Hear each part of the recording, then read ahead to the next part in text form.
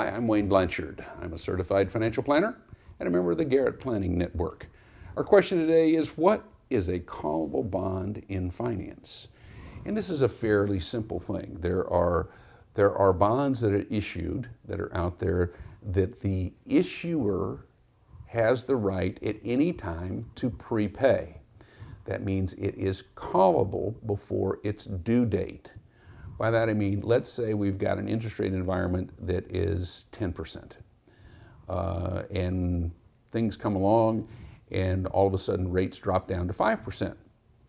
Now you've got a good solid issuer out there and they're paying 10% on a bond, and so they will say, listen, I'm going to refinance this bond and I'll pay off all the 10% bondholders and basically take them out of the picture and won't have to pay that 10% anymore. I can reduce my interest cost to 5%.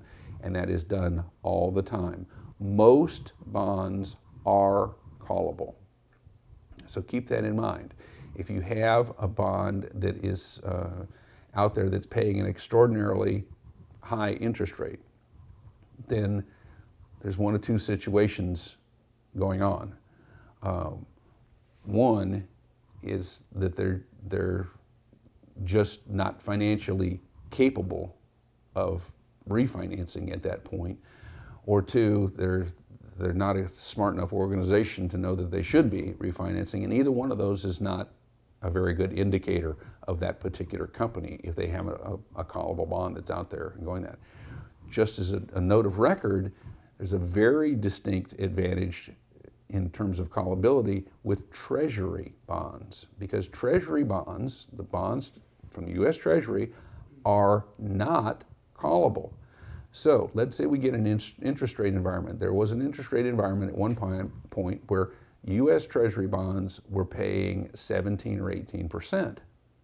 Now, since they are not callable, the people that bought those bonds got 17 to 18% for 30 years, and the government couldn't do anything about it.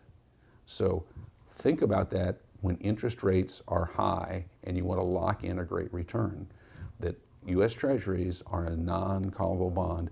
Most of the others are, including municipal bonds. Most of those are callable also.